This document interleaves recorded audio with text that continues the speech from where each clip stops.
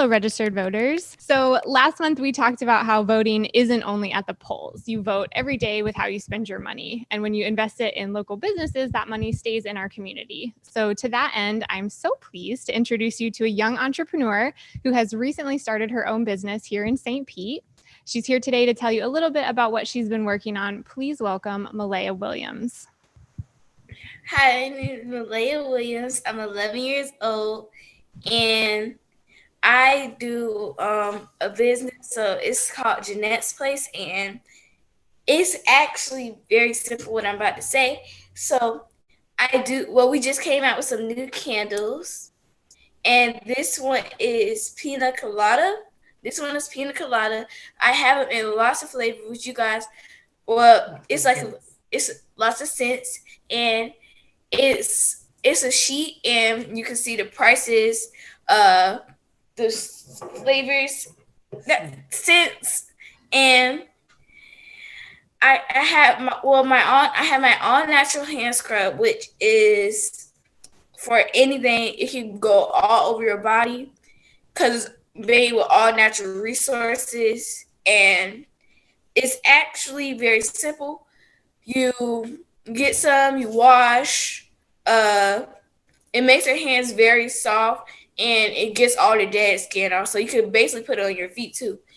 But it's to get the dead skin off too. And this one is my personal favorite because I just love the smell of it, the lemony smell.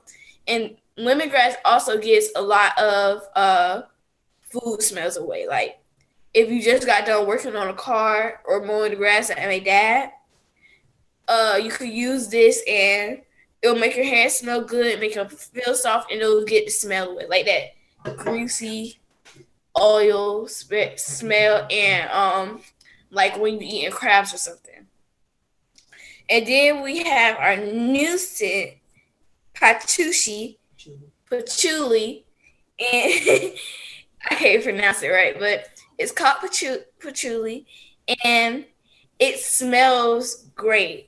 So all I can say is, if you want to try it out, come get it because it's great.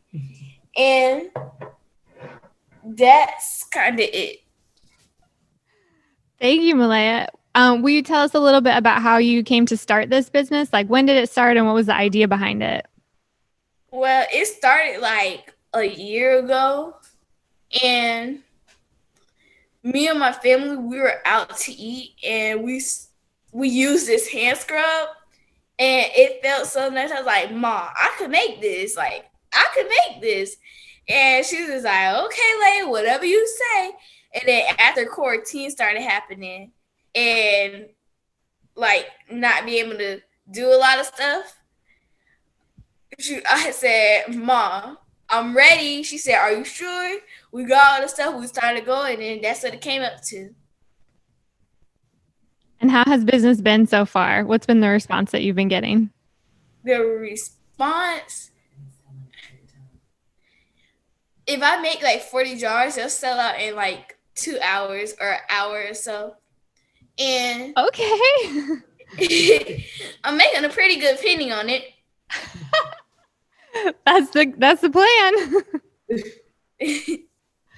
Okay, so tell people how they can order it if they want. So you're selling candles, you're selling scrubs, and Andrew, can you put up her slide with some more information?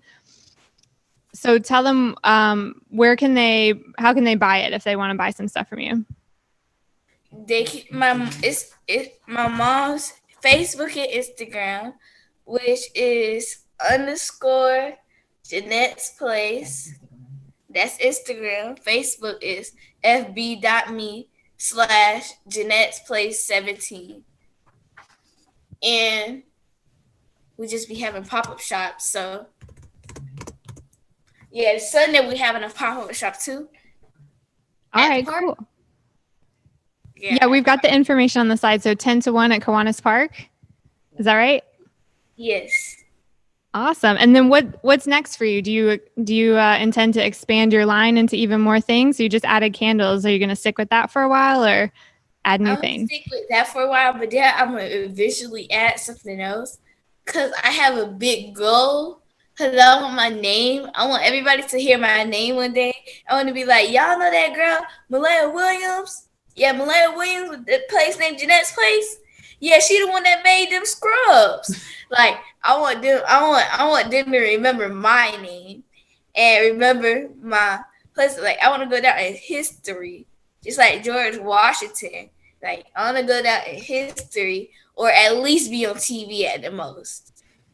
All right, y'all, we have a deep creative network. Like, let's get her on Ellen. We can do this. Thank you so much, Malaya. We'll try to check you out this weekend at Kiwanis Park. And if you want to order some scrubs, you can hit them up on Facebook or Instagram. Thank you so much for being here. So today we are here to talk about local elections. The national scale is obviously important, but a lot of our daily life is shaped by the people in charge at our local level. And to be honest, we don't really know who those people are a lot of times. So let's talk about who's in charge of what, how we can advocate for change, what they're in charge of, and what action steps we have to take. We have an awesome panel of activists and organizers here today. So first, we're going to let them drop a little bit of knowledge, and then we'll have a discussion with a live Q&A to get your questions answered. We're first welcoming Caitlin Constantine to the stage. Caitlin is a journalist, editor, and voting rights advocate who's lived in Pinellas County for 20 years. She serves as the Voter Services Co-Chair and the Voter Election Protection Co-Chair for the League of Women Voters in St. Pete. And she's one of the co-leads for the National Nonpartisan Election Protection Coalition in Pinellas County. Please welcome Caitlin Constantine. Thank you so much, everybody, for having me here today. I love Creative Mornings St. Pete. I love what you all have done, and it's a real honor to be able to present to all of you today. So as Tara said, my name is Caitlin. My pronouns are she and her, and I want to talk about why it's so important to vote in local elections. So as we're all probably aware by now, the pandemic and Black Lives Matter movement are taking place, and they're affecting millions, if not billions, of people all around the world. But ironically, these global upheavals are actually shining a spotlight in our own communities, and including our local governments. So the work done by local elected officials is critically important, both when it comes to issues that people care about, as well as everyday quality of life matters. But elections for these offices don't get much in the way of turnout. So political scientists believe there are a lot of reasons why this happens, but one of the reasons is pretty simple. They don't think people understand exactly what these public offices entail and why they are so important. So that's what I want to talk to you about today. I'm not going to go in depth because that would probably take like a year, but I do want to talk specifically about how these elected officials affect the issues that people care about a lot. And then I also want to leave you with some things that you can do to make sure you can be an informed voter in these elections going forward. All right, next slide, please. Okay, so let's talk about elected officials. And we're going to start with the St. Petersburg City Council. And I'm going to use St. Petersburg and Pinellas County just to give you all concrete examples to think about, but this can be translated to other municipalities. So the City Council is currently working on a budget that at last report is about $300 million. That budget covers public safety, which is actually about half of the total budget for the city. Funding for wastewater and sewage, affordable housing, mass transit, cultural institutions, things like that.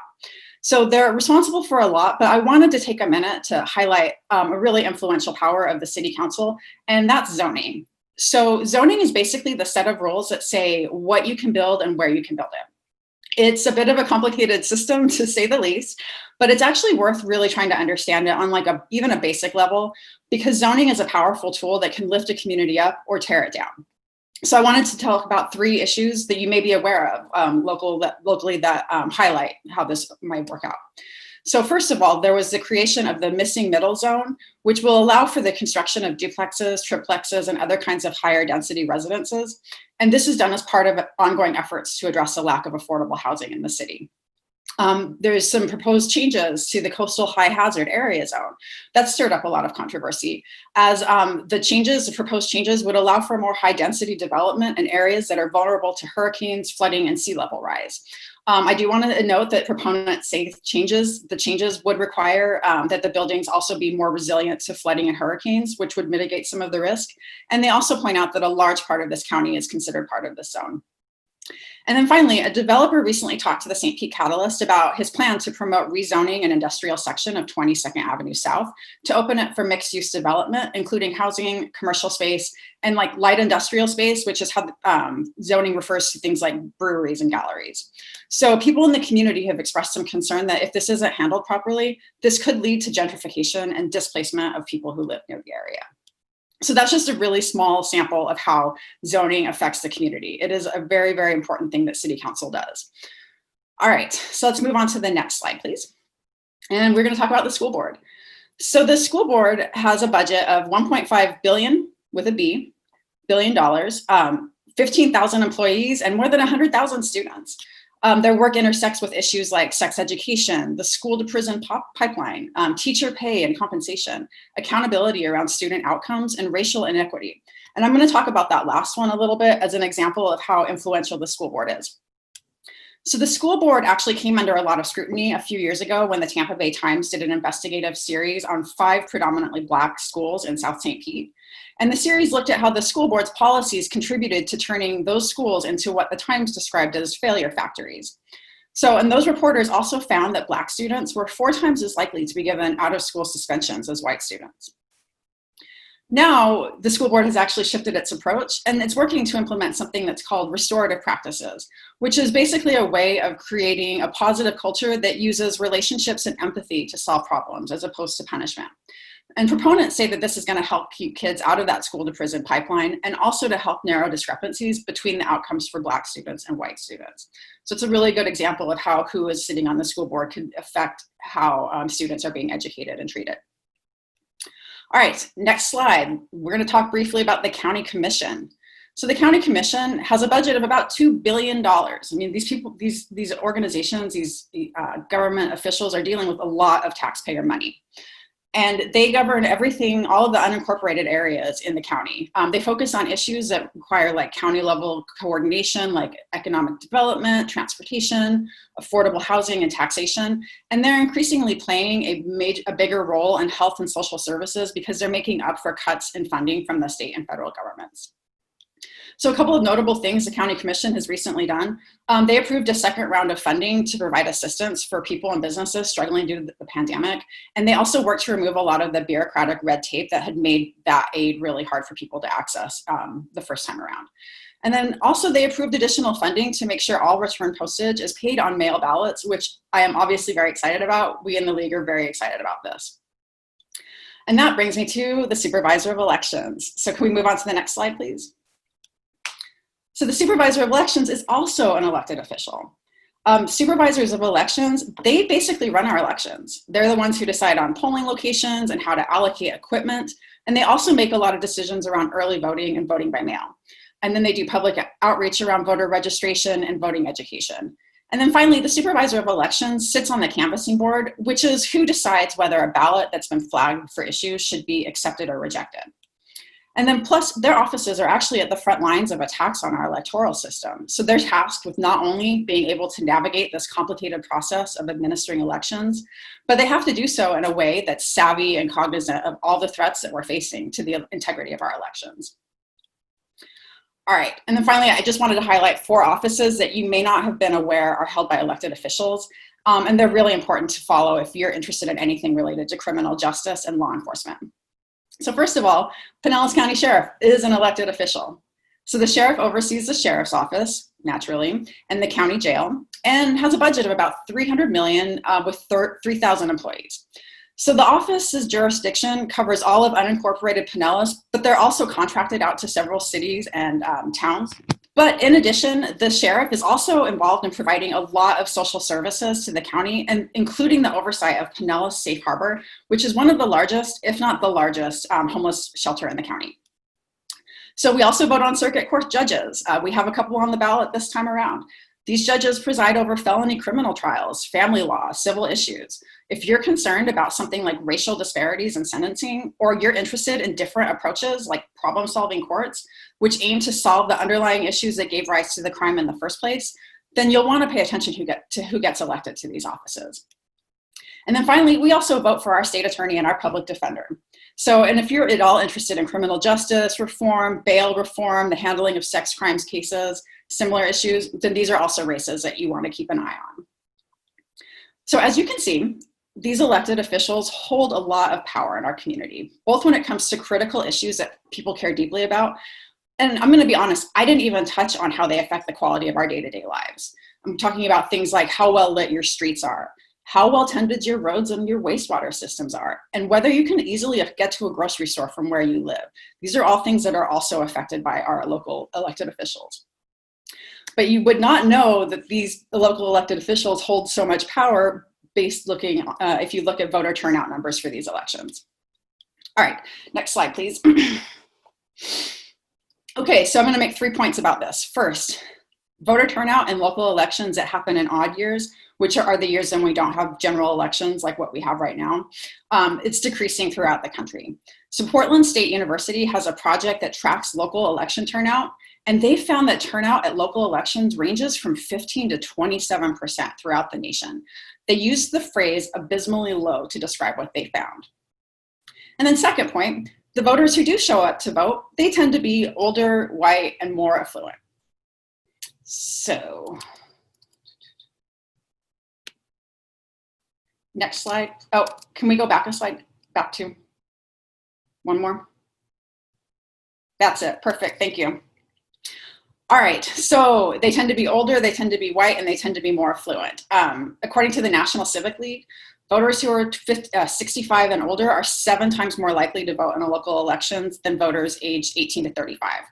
White voters are 20% more likely to vote in local elections than non-white voters. And then finally, voters who are described as affluent, and they never actually define this, but we'll go with it anyways, they are 30 to 50 times more likely to show up to vote in local elections than non-affluent voters. And so this dynamic has actually been documented repeatedly by researchers, and the ramifications from this, they extend outwards. So a 2010 book by a University of California, San Diego professor actually went into detail about how the disproportionate turnout of older, white, affluent voters in local elections directly contributes to worse outcomes for minority communities, including, and this isn't really that surprising, but including the uneven prioritization and distribution of public funds. All right, now we can go to the next slide. Back one, the one that has the voter turnout numbers. That's it, thank you. All right, so the last point I want to make, we're not doing much better here in Pinellas County. So I went and I pulled the voter turnout numbers for the last 10 municipal elections, and I found turnouts that range from 33% at the high end to 16% at the low end.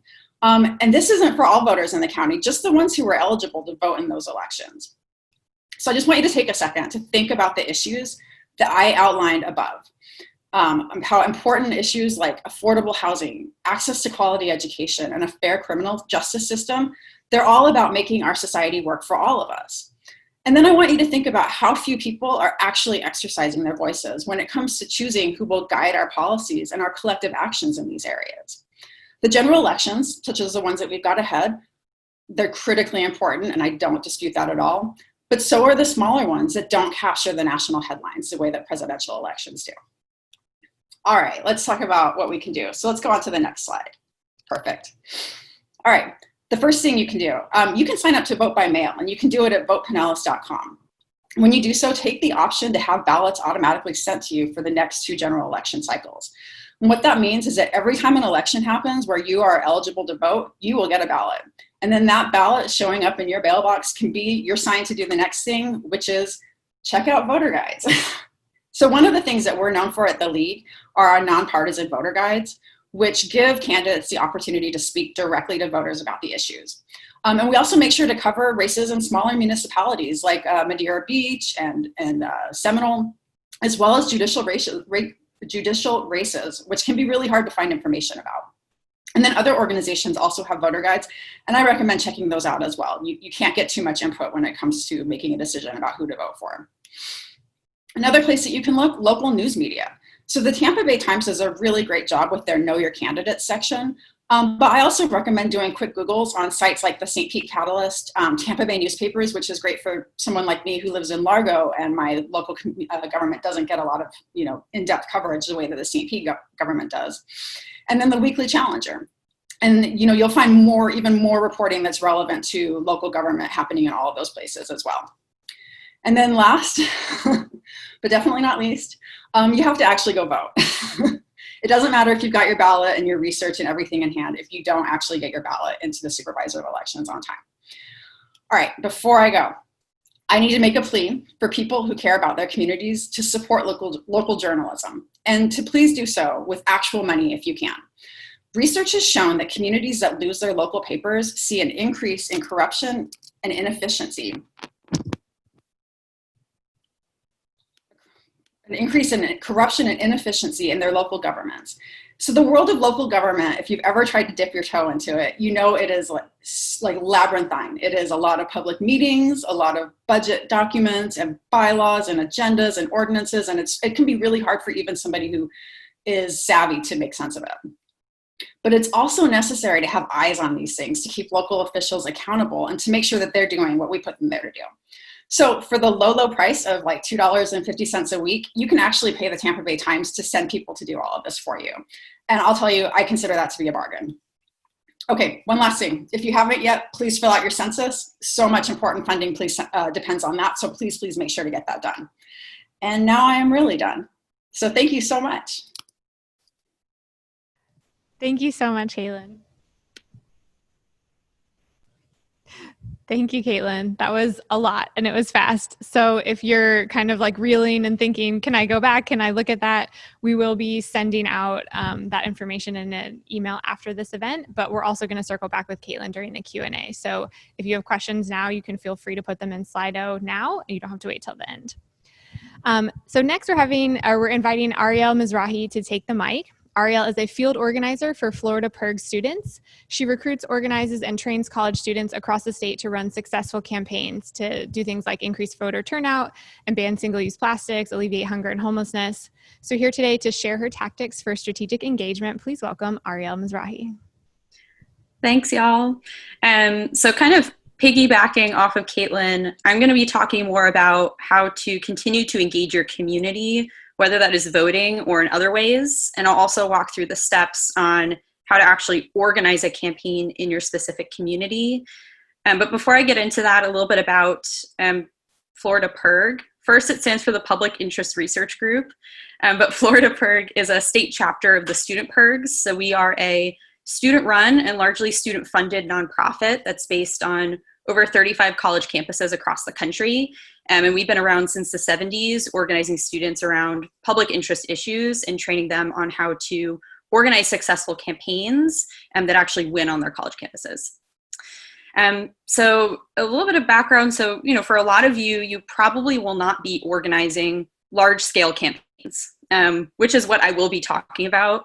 Campaigns are responding to an issue in the community, but there are ways to keep updated and informed as an individual that will help to, and through all this information that I'm going to talk about, is going to help you inform those moments on when you need to actually run a campaign. So if we can get into the first slide. Awesome. So there are a few principles to actually staying engaged, and then I'll walk through how to organize a campaign. We can go to the next slide.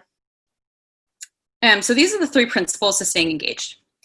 The first is you want to just stay updated and informed. I realize we are all living extremely busy lives.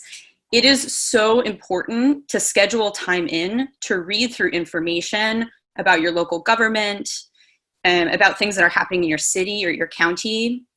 So I think the first step is first just sign up for your city council members' newsletter to keep updated on their priorities.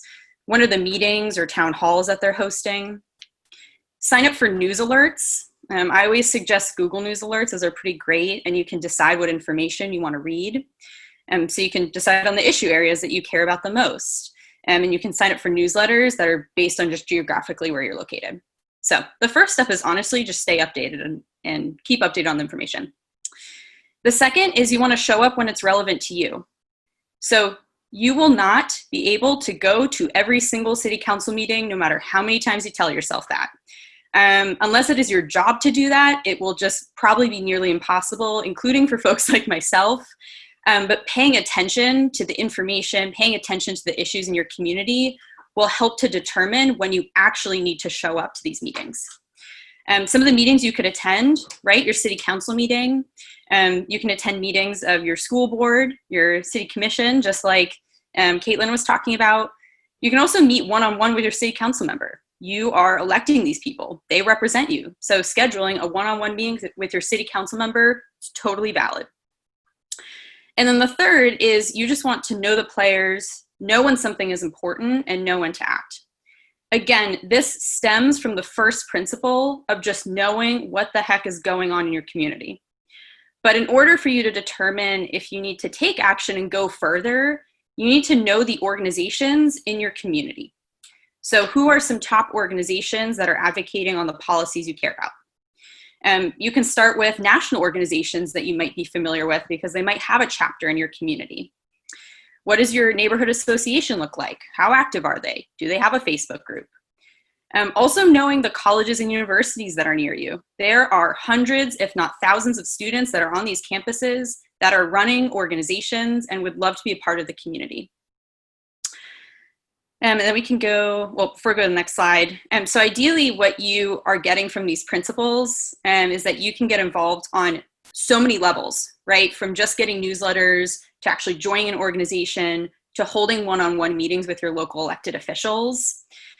All of these steps are important and valid, and we would need every single person to do one of these, if not a few or all of them all together, in order to be engaged and be educated and ready to act. So by implementing these principles, you can generally gather when it makes sense to act and organize your friends and community. So there are 4 points that I'm going to walk through. The first is you just got to gather information. That is always the first step. We can go to the next slide. So you want to ask around, right? You want to figure out why the city council, why the mayor, the county board hasn't done the thing you want them to do. And again, I will reiterate, if you can just meet with someone and they will do the thing you want them to do, you do not necessarily need to organize a whole campaign. I think that is a very important point. You just got to meet with the people first. So you want to do info gathering meetings with elected officials. By attending these meetings, right, your city council meetings, whatever it is, you can see the dynamics. You can see who votes together, who's the loudest voice in the room, but who do people actually listen to? Sometimes 3 people agree, 4 people don't. Sometimes you think they will all vote yes on something because it's just in their interest to do so, but it's no one's priority right now, so no one's bringing it up. So we would typically call this a vote chart. So who listens to who votes in blocks, who's okay being the lone vote. That will help to determine the next step. Next slide. Yeah. So once you have your vote chart, you want to decide who you actually want to target. Next slide. Unless you have a big advocacy group or a local chamber of commerce that is on your side, you will probably not have the resources to try to convince every single member of the city council. If you are looking at a 4-to-1 vote, right, for your city council, you will probably need a few years to get the action you want, unless there's an election coming up. If you're looking at a 2-to-3 vote, you could swing 1 vote in a shorter timeline. So really here is once you are gathering all that information, you want to decide on the 1, maybe 2 people who are either 1, the most likely to go your way, or 2, you have the most influence over, right? You live in their district, and so do all of your friends and all the local businesses that you love. Next step. So the third is, once you've picked a person or 2 to target, you have to figure out how you will approach the campaign or the strategy. The strategy is incredibly important. So you want to ask yourself, what does an elected official care about? What is in their self-interest? So more often than not, it is getting reelected.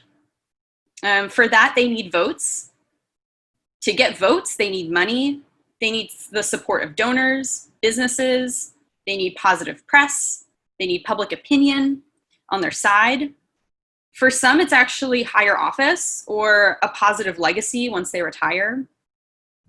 So in order to move someone, like anyone, you need to know what they care about, what their last election was, and what their constituents care about. And you might be that constituent too.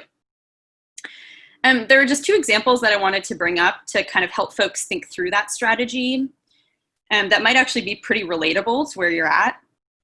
The first is your target. So the person you've decided you're running this campaign on had a slim election last time.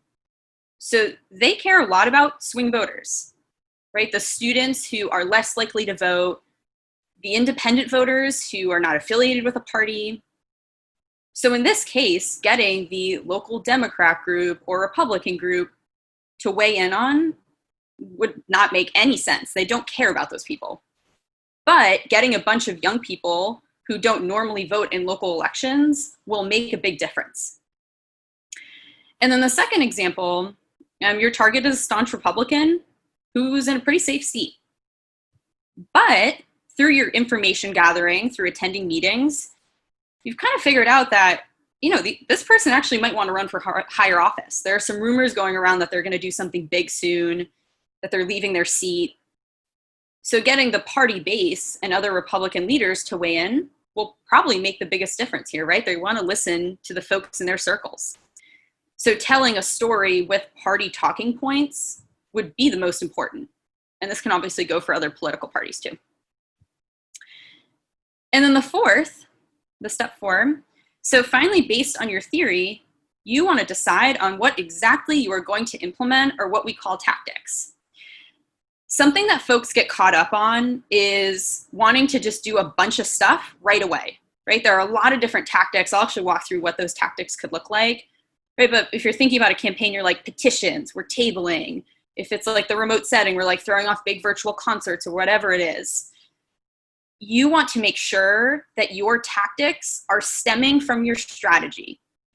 This takes a lot of organizational power. It takes energy as an individual to want to launch a campaign.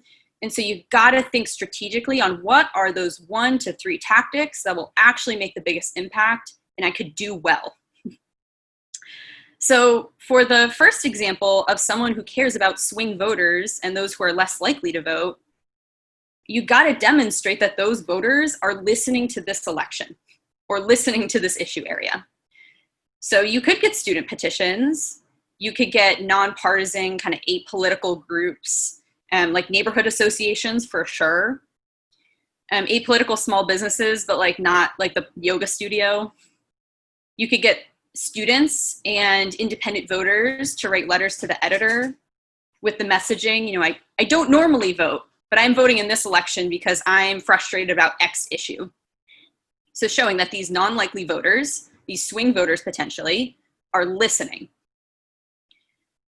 And then the second example of the staunch Republican in the safe seat, right? You want to use their party messaging because they are looking for higher office. They only care about the people in their community, the people who are Republicans. So getting party members and Republican colleagues to call into their office, getting media hits, I'm a Republican voter, I care about X thing. Getting folks to call into offices is definitely really important, showing a lot of big public support. And we can go to the next slide. So I do want to walk through, so that's kind of like the basic breakdown on, you're keeping updated as an individual. And then you've decided, oh, there is this issue, like we got to do something about, but you don't know the people. So you got to figure out the organizations. You got to figure out who are kind of the key players. So you're like attending meetings. You decided to run your campaign, right? And you're figuring out, okay, I actually probably need some people to help me out. I can't do this as an individual. So now you got to figure out, how do I actually organize people? Right? Because, oh no, go back. So you are probably not going to influence, right, those 1 to 2 city council members on your own. You're going to need more people. First is start with who you know. When I first got into organizing, I did not think about recruiting my friends at first. I was like, well, I have to find these like political people that want to do things. Wrong. Your friends and family and your neighbors care. So recruit the people who would be the easiest to recruit at first. Friends, family, neighbors, that person you say good morning to on your walk. Especially in the time of virtual activism and physical distancing that is going to be with us for a while, starting with who you know is going to be the first building block. And then the second thing is, if you are part of a group, right, you can attend your neighborhood association meetings. If you're part of this like network of artists, you may ask your particular group to take a policy position and run the campaign and help to prioritize it. But I do have four tips for organizing people once you've decided, these are the humans, I'm gonna get involved. Next slide, please. So first is you wanna just have a clear story on how you're going to win. We all do things because someone in our network told probably a pretty good story on why you should show up to this meeting. Maybe they dragged you along, but then you heard a great story. So sometimes you will just be wrong with your story, right? Your like rationale for how you're gonna win the campaign. That is all part of the journey. But it first starts with motivating people and inspiring people to show up with you. So have a clear story on how you're gonna win. You wanna have clear goals and a timeline, right? That motivates people. Knowing when the election day is motivating, right? It gives you a certain set of time to do the thing. But also around your tactics, right? Like how many letters to the editor do you want to get printed? How many phone calls do we want to generate? When do we want to do all that by? Setting clear goals and timelines is also recruiting and motivates people. Third thing is track your stuff. I can't reiterate this enough. If you want to brag about the things you are doing, you need to track your work. So who wrote the letter? Who actually asked their 10 friends to do this thing? Who's coming to the next meeting? And the last thing is delegate. I definitely did not do this, and I still don't do this enough because I just want to do all of the things.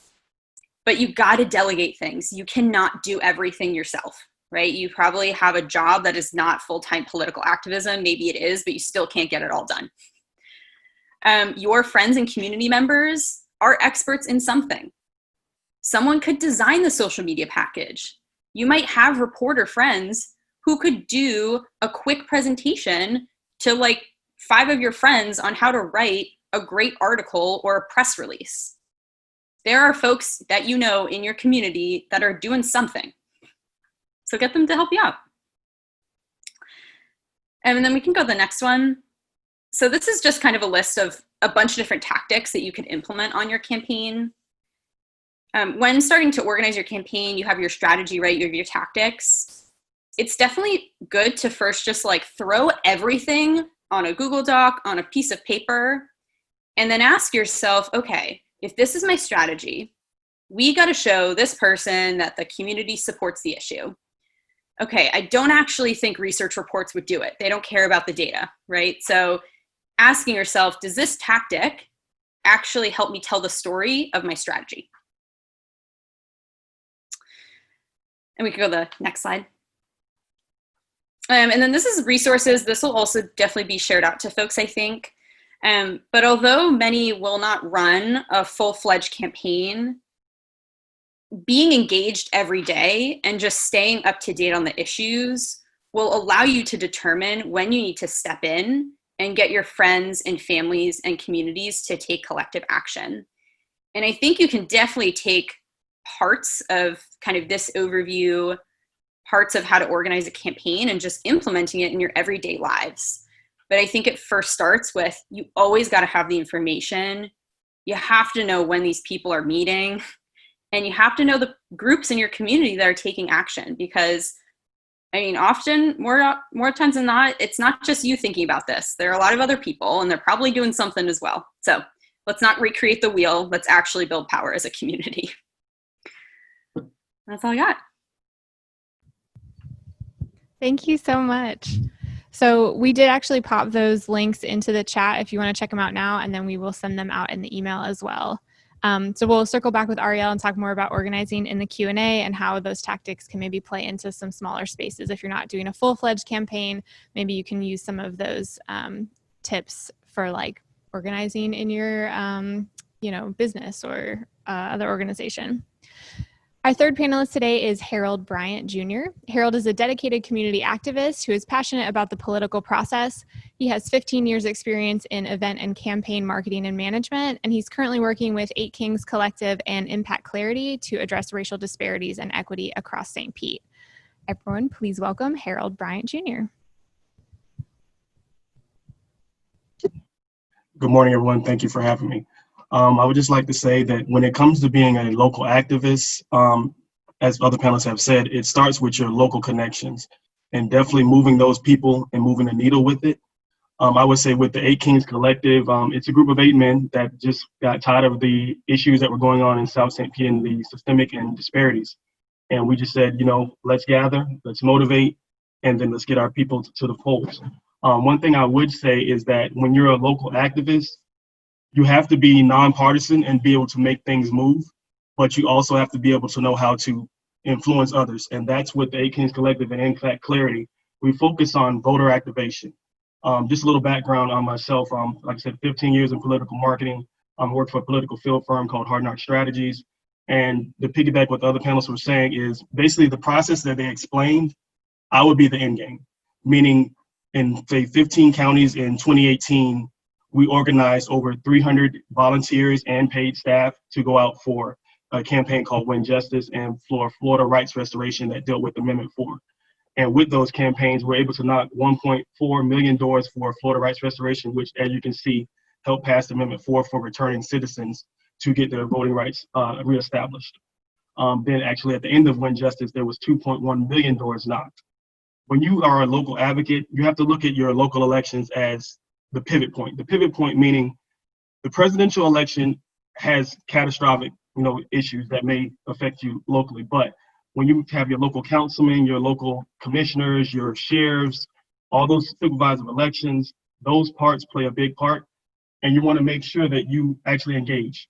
So basically, to explain what I do in a nutshell, with the 8 Kings, if you've seen people outside the courthouse, outside different civic functions, doing petitioning, voter registration, that was part of a collaborative effort. Most recent one was the Black Lives Matter Expo, where we actually teamed with other collaborative partners, Equal Underground, League of Women Voters, the NAACP, the Urban League Young Professionals, and we basically gathered all the people in one place and registered to vote.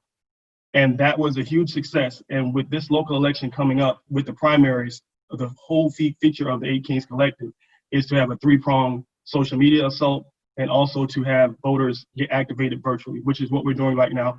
And I just want to say thank you, Creative Mornings, for having me. Another thing that I would like to bring up with the other panelists is that these toolkits that they are issuing out, they're vital. They're very vital because just when you do those, you want to make sure that you have them and then that you actually execute. A lot of times we get the resources and we don't execute. Vote by mail is a key pivot point with that as well.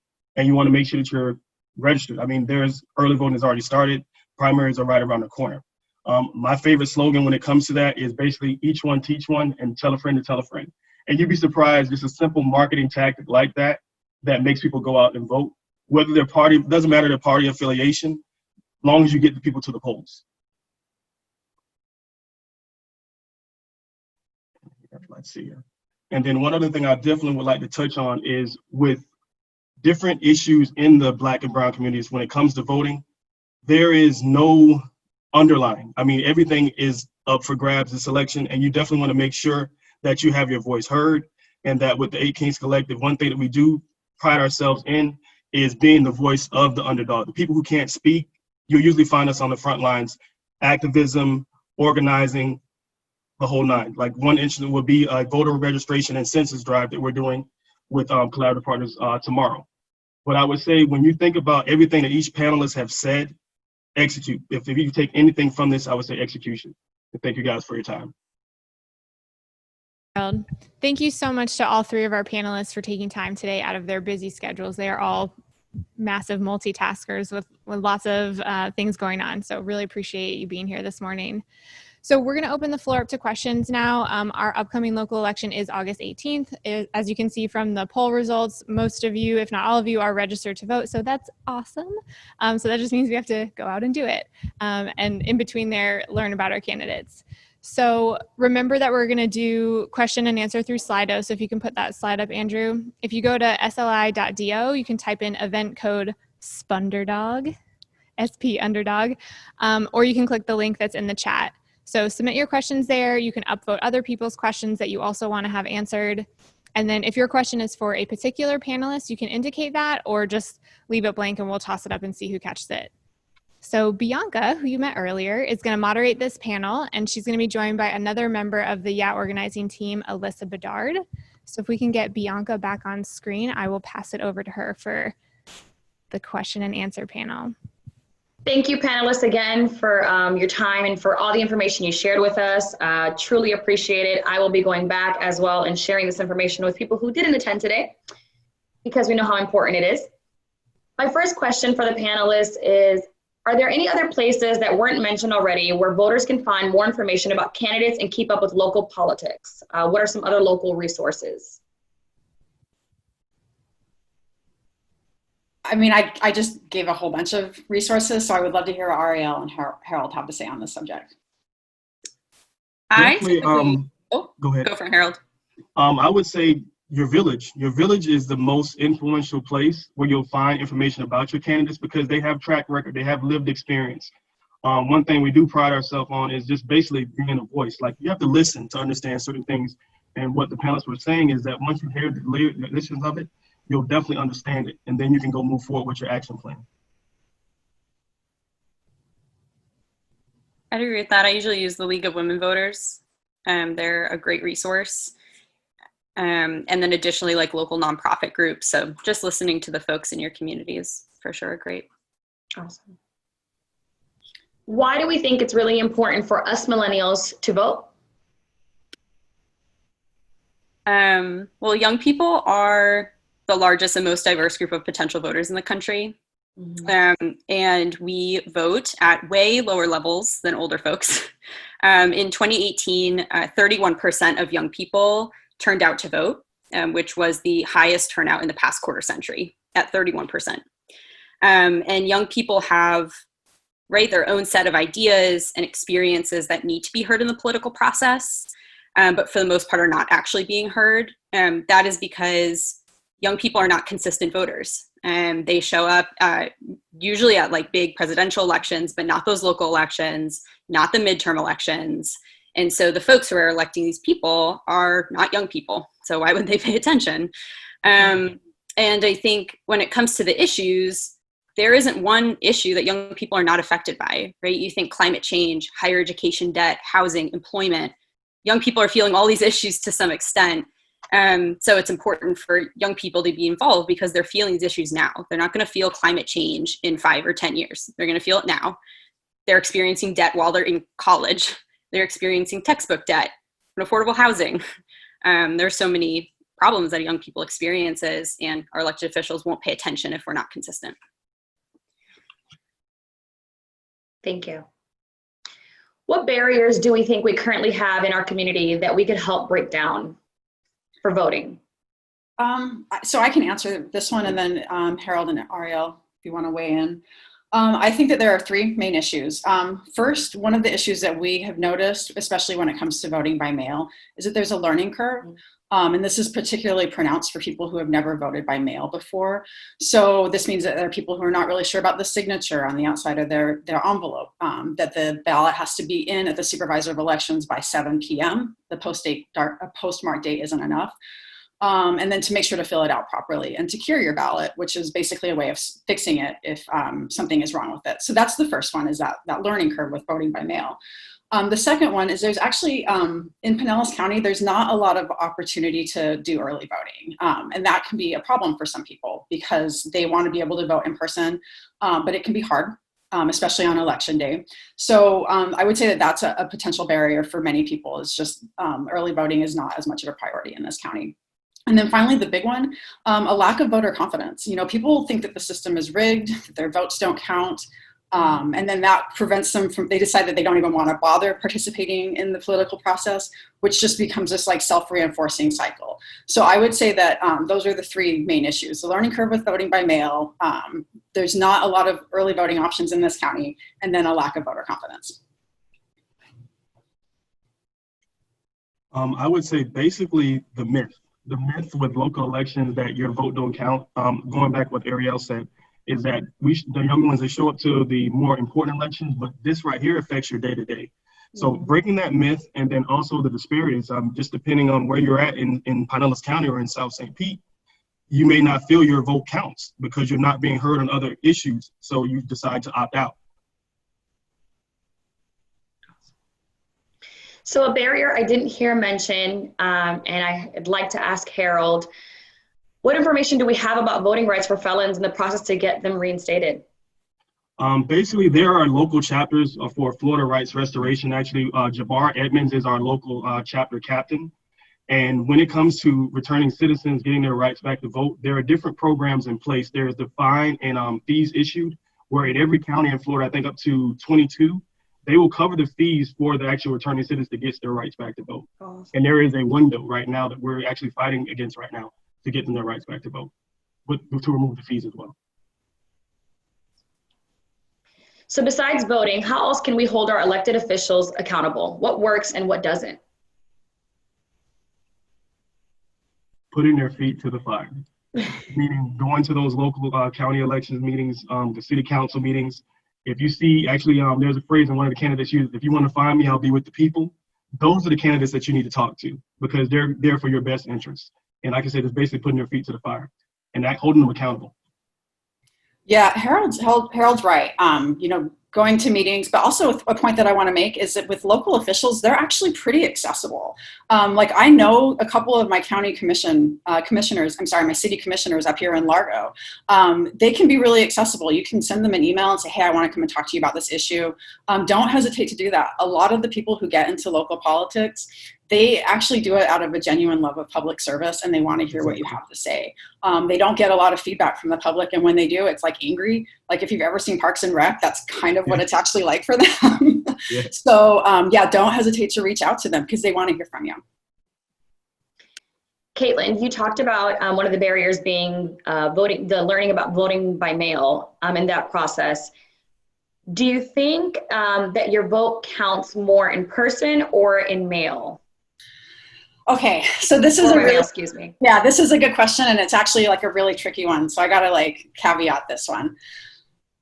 There are actual issues that could prevent your vote from being counted if you vote by mail that don't exist when you vote in person. And that just has to do with this layer of quality assurance that you get when you vote in person, right? If there's like an issue with your ballot, they're gonna let you know. It's gonna get there on time. You're there. They're going to be able to help you through the process. With voting by mail, you're kind of on your own a little bit. Like they provide you with information, so we have organized poll monitors to be outside of polling places since the 2018 general election. And we consistently find a lot of people just don't understand some of the basics about voting by mail, like where you can drop your ballot off. You can't drop it off at your polling place on election day. You have to drop it off at like the supervisor of elections offices, making sure that you sign your ballot. That's a number one reason. The signature on the back of the envelope is the number one reason why ballots are rejected in St. Petersburg. And then what's the other issue? And then stuff just showing up late. That is actually a big problem. Ballots showing up late at supervisor of elections offices because people didn't realize that it had to be in by a certain time. So these are things that could potentially affect your vote by mail. But I really, really want to stress that these are all things that can be within your control with just a little bit of advanced planning and advanced research. It's nothing that has to do with the ballot itself. Like the ballot itself, it is counted the same as a regular ballot. It just uses a different machine because the paper is a little thicker, but it's treated the exact same way. So the real issues are just getting the ballot to the supervisor of elections in time in the shape that it needs to be in order to be counted. So complicated answer, but I hope that I answered it well. I think you did. Thank you. So where can we find out about public meetings and town halls? Definitely your local organizations like the League of Women Voters, NAACP, Urban League. They have a calendar, and it shows even on citystpete.org, their website. All the information is there, and also the toolkits that we have in the chat here definitely will let you know as well.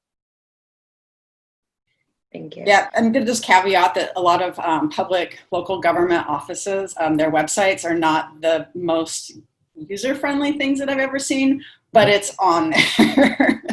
So you can find, we have sunshine laws in Florida, and so every time I think it's 2 or more elected officials want to meet to talk about public things, like anything related to the public interest, they have to meet in public, they have to advertise it, it has to be known so that people have the opportunity to come and see. That stuff is all available on the various governing bodies' websites. And how can businesses and organizations encourage voter education and turnout for local elections? Events, definitely events. Dealing with everything that's the light of everything that happened with George Floyd, and it's basically like a renaissance. There can be different things as far as cash mobs with events, voter registration, virtual events. That's the way businesses can actually engage, but also build up their group of people that actually support their business as well. And another easy thing that businesses can do is give your employees time off to go vote. You know, when you end up with a lot of really long lines on election day, that can really be a disenfranchising thing for people who don't have the ability to leave work early or to take the day off without possibly missing, you know, money that they need to feed their family. So I would say that a business that really wants to be promote civic engagement is going to give their employees time to go vote without penalizing them for doing so. Arielle, anything you'd like to add? Yeah, just some simple things. I definitely agree with what Caitlin and Harold said, but also just this is just something we've been doing on college campuses, is just making sure voting information is everywhere. So it's even, I know I was working with a student who was working to get businesses in Tallahassee to put QR codes next to the register that would link to voter registration so they could just register to vote. So it's just making sure that wherever you are going, there is just information, because it's the logistics that get in the way. It's setting up the time, but if it's everywhere, then it makes it accessible for folks to make use of. Awesome. Well, now we're going to hand it over to Alyssa Bedard, who can help us get some of the live questions answered. Hello, everyone. Welcome, and thank you for joining us. To the panelists, we're super excited to have you and very grateful for your insight and just all of the commitment to pushing our community forward. So thank you so much on behalf of Creative Mornings and the ACT Collective. Okay, so I'm going to just start with some of these live questions. And the first is going to be to Harold, and there's like two parts to this. So the first is, how can we support your efforts or other efforts similar to 8 Kings? And that's followed by Harold, what kinds of partnerships or collaborations have you found to be most helpful in furthering the cause of 8 Kings? And how did you go about, you know, curating this and just creating this? So twofold there. Okay. To answer the first part of it, I would say I'm an event planner by nature. I mean, I would plan events for free. But I actually get paid to do it. But I would say when you curate an event, you have to make it where it's just fun. I mean, it doesn't feel like work. And then the group of the 8 Kings Collective, the collaborative partners, they have the same heart, the same mission for the village. I tell anyone I'm a father first, a village advocate second. So I would say just being collaborative, showing that collaborative spirit with everyone that reaches out and making sure their mission aligns with what you have going on, and then push the needle. Okay, and more specifically, in supporting 8 Kings, is there a social media site that you want to kind of give out to everyone who's watching? Our Facebook fan page, we're very vocal on it. 8 Kings Collective, just 8 Kings, Kings with a Z, Collective, all one word together. On Facebook, we're very active on there. We answer questions. If you message us or you have an idea, we definitely will entertain it and make sure we put it on the pod. Awesome, thank you so much. The next question is for Caitlin. The question is, what can we do to protect the elections? Okay, so so a big thing that you can do is educating yourself about the process, but then making sure that the people that you know in your family, your friends, your community, that they also understand the process. And it's so important to make sure that the information that you share with people is accurate information. There's a lot of, you know, paranoia and distrust going on right now. And I'm not going to say that it's not warranted to some degree, but it is happening. And I think that a very important thing to do is to be really measured in the information that you share. Make sure that you share it exactly what people need to do. Don't be afraid to do some myth busting. Misinformation is a really, really humongous issue right now. And I'm not just saying that because I'm also a journalist, but it has contributed to eroding trust in our public institutions at all levels. And it's a reason why it's being weaponized against us right now. So the best thing that you can do is to make sure that you share accurate information about how to make sure your vote counts with the people that you know and you care about and you love in your community. So that would be like the easiest thing that I think that everyone else could do. There's other stuff, but that will take a long time to go into. This is the most powerful thing that you can do. Awesome, thank you. Now the floor is open for this next question. It says, can we advocate for better outreach by our Supervisor of Elections office for voter registration and education? It doesn't seem like they're out there enough. I would say definitely the tactics have to be updated because it's not very modern. Like you said, it's not very out there as much. And then that's something you would actually just reach out to the Supervisor of Elections and, just shoot ideas. And sometimes, like Caitlin was saying, they're very accessible via email, and you just basically reach out to them and say, well, maybe how about this? And who knows, 90 days from now, that idea may be implemented. Okay. Yeah, I agree with that. Reaching out to the Supervisor of Elections and just saying, hey, it would be great if you did this, or can you, I would love to see voter registration happening. I think that can go a long way. And then also just to point out that League of Women Voters and Eight Kings Collective does voter registration as well. So there are a lot of third-party voter registration organizations out there.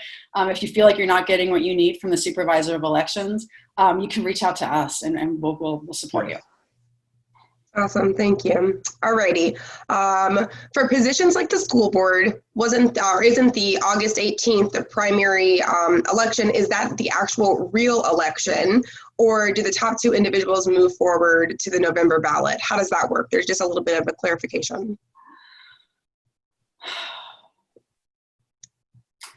I am so embarrassed to admit that this is something that always trips me up, and I always have to look it up before I answer this question. But whoever asked it, if I can get your contact information, I would be happy to get that information for you and send it to you. Yeah, sometimes they change a little bit.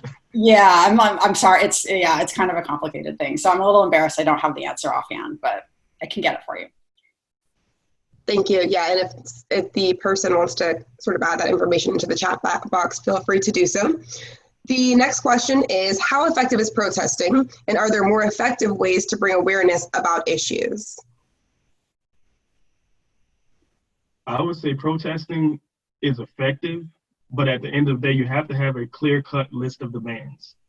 And just looking at the local protests here, I think that's the end game for the group of protesters. I don't even say protesters, I call them demonstrators, because protesters mean unrest. So I would say demonstrators. Demonstrators, as long as they have a clear-cut list of demands and meet with the right people, it's effective. Completely agree with everything that Harold just said. And I also want to say that there's some value for people who are doing the demonstration themselves, because you can see it's a very visible act of solidarity. And being an activist can be kind of tiring and a little exhausting at times. But when you go out and you're in public with all these other people who are fighting for the same things that you're fighting for, it can be really, really energizing. So yes, I think it does have an impact both externally and internally. Awesome, thank you. So one of our viewers who works primarily with the young voter age bracket asks if you guys have any suggestions for encouraging voting among your work colleagues, like advocating for paid time off to vote in person or by holding a vote by mail registration even online. Are there any suggestions that you'd have?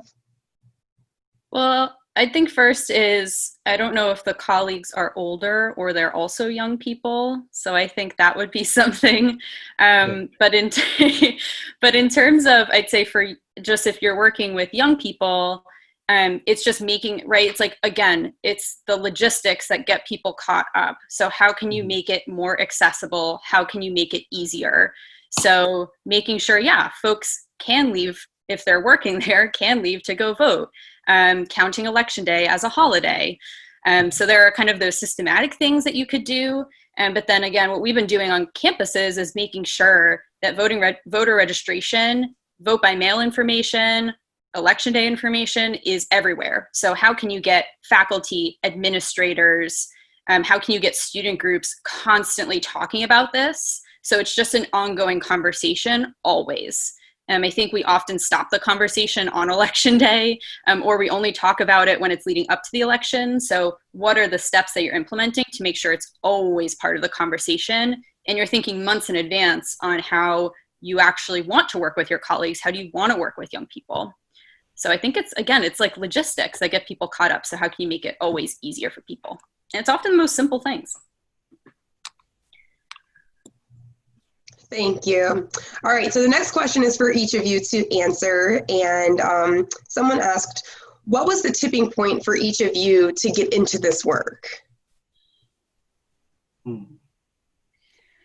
I mean, Go ahead, Harold. No, you go ahead. Go ahead. You're good. Okay, I'll be real quick. So I have actually always been very interested in politics. When I was 8 years old, I wanted to be the first female president. Still, I guess that opportunity is still open. So I've always been very interested in politics, and that motivated me to actually get into journalism because I felt like journalism was a way to make a difference without having to do like campaigning and everything.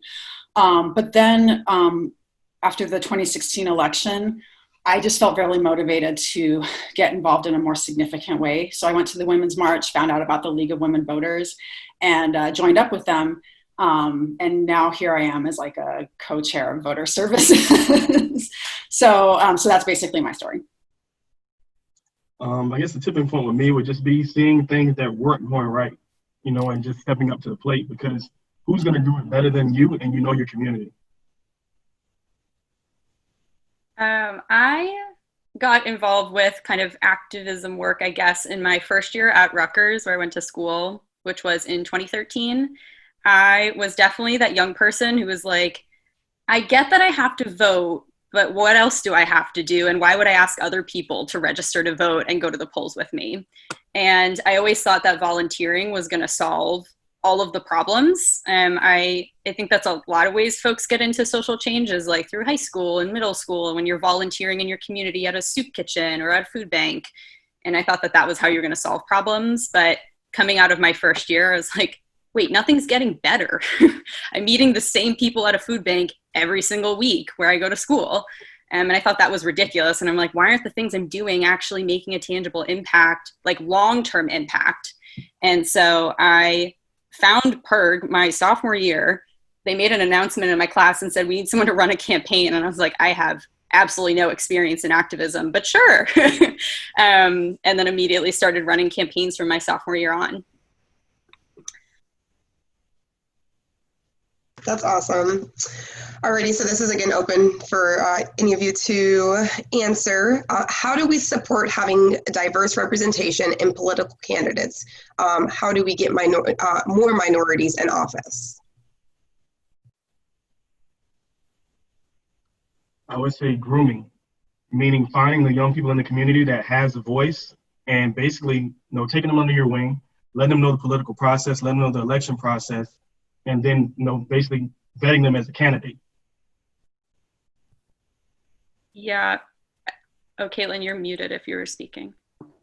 I would also say donate to local candidates who you believe in and who you support, especially when they're diverse and they're younger and they're standing up for the policies and positions that you believe in. It doesn't have to be a lot. You can donate $5, $10, $20. One of the great things that has happened recently has been the rise of small donor campaigns, where people are just taking like $5, $10 here and there from a lot of different people, and they're funding their campaigns that way.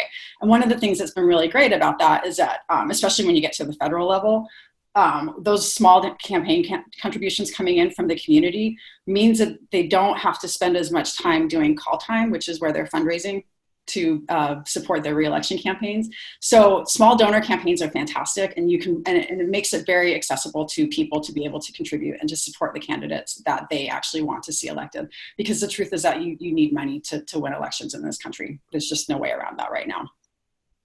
Yeah, and I think echoing a little bit of what folks said, make sure there's just like an actual leadership development plan. Like the young people I work with do not think they're actually capable of doing things.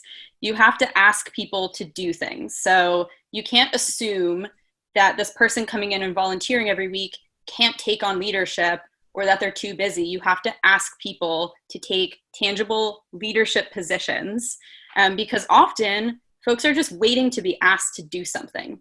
So I don't think ever underestimate what people can do, especially young people, because they are totally capable, and a lot of folks are excited to do things. They're just waiting for someone to ask them. Thank you. So we have just a couple more. The next one says, are there any platforms that are great for organizing other than social media? Social media seems so biased and bubble-based.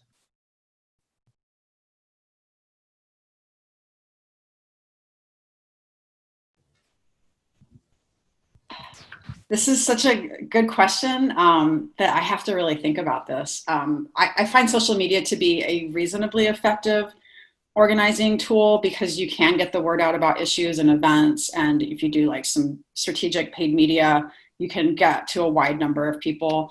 But I think that really there's a lot to be said for just face-to-face communication. It's not very efficient, but it's effective. The relationships you build through face-to-face communication are going to last longer. And really what it comes down to, politics comes down to, is relationship building. So I think that you can't underestimate like that, the power of that person-to-person communication. Definitely, we are in a pandemic right now. So social media is a very effective way to get information out to folks. But I agree with Caitlin that you got to focus on face-to-face, and where you can't do that, doing the tactics of phone banking, text banking. You can do social distance phone banking in your yard. But figuring out ways to still communicate with people is what's going to keep people involved for the long run. So you can't heavily rely on social media for friggin' everything. But there are a lot of other ways like phone banking, text banking, making use of different listservs. So like organizations can send out mass emails to people. I would say too, another thing as far as platforms, ThroughText is awesome. ThroughText is awesome. Phone Burner is awesome. All these are simple platforms, minimal payment. And if you have a database that you deal with, those can help push a campaign through the roof. Like say with COVID, we're not knocking doors at all. So the thing is, I handle 4 counties where we do phone banking. And literally in one day, we made 3,000 calls. Thank you. Are any of you aware of which local offices work to bring awareness to climate change?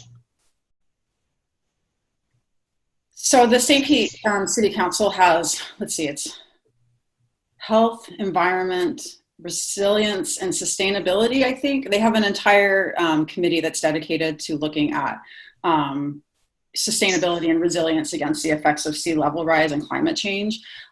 We've done some work with them around sustainability issues as the league. We've done some work with them around sustainability issues in the past. So I know that they are focused on that. But as far as any other government organizations that are focused on that, not really sure. Okay, thank you. And before I turn it back to Tara, the last question for today will be, does anyone know if the People's Budget Review is still a thing?